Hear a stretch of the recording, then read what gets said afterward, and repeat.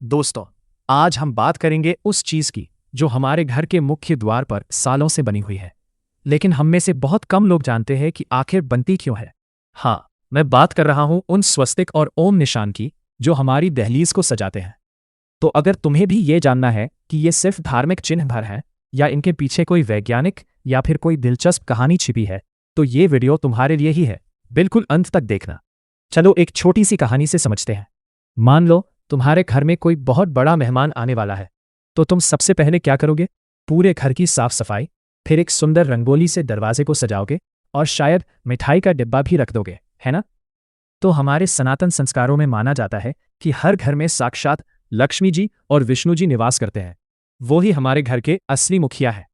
अब जब भी कोई शुभ काम होता है, कोई नई शुरुआत होती है, तो सबसे पहले उन्हें ही आमंत्रित किया जाता है। स्वस्तिक और ओम, ये दोनों उस आमंत्रण का सबसे पुराना और पवित्र तरीका है। इसे बस एक निशान मत समझो, ये मानो घर के मुख्य दरवाजे पर लगा हुआ एक वेलकम बोर्ड है। लेकिन ये बोर्ड सिर्फ हमारे लिए नहीं, बल्कि सकारात्मक ऊर्जा और देवी देवताओं के लिए होता है। अब बात करते हैं पहले निशान की, स्वस्तिक की। सो यानी अच्छा और अस्ति यानी होना, यानी जो अच्छा हो, भलाई लाने वाला। इसे बनाने का तरीका भी बड़ा खास है। सबसे पहले एक क्रॉस बनाया जाता है जो चारों दिशाओं उत्तर, दक्षिण, पूरब, पश्चिम का प्रतीक है। फिर उसके चारों सिरों पर 4 बिंदु लगाए जाते हैं। ये बिंदु हमारे जीवन के 4 पुरुषार्थों को दर्शाते हैं: धर्म, कर्तव्य, अर्थ, धन, काम, इच्छाएं और मोक्ष, मुक्ति। मतलब यह कि घर में प्रवेश करने वाला व्यक्ति इन चारों चीजों को पाने की यात्रा पर निकले।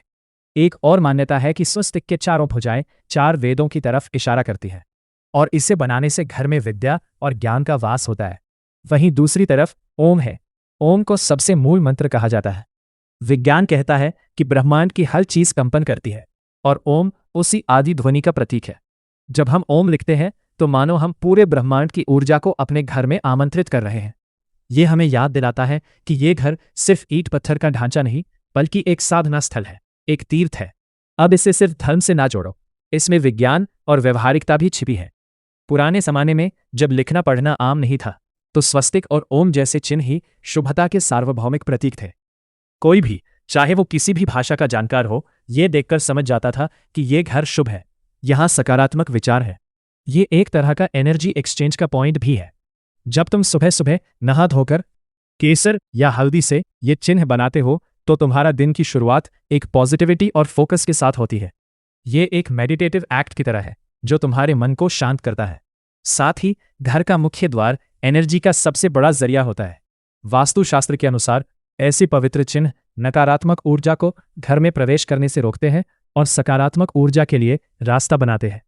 तो अगली बार जब तुम अपने दरवाजे पर यह निशान देखो, तो बस एक परंपरा मत समझ लेना कि यह हमारे पूर्वजों का वह वैज्ञानिक और आध्यात्मिक तरीका था जिससे वो ये सुनिश्चित करते थे कि उनके घर में सुख, शांति, समृद्धि और सकारात्मकता का वास हमेशा बना रहे।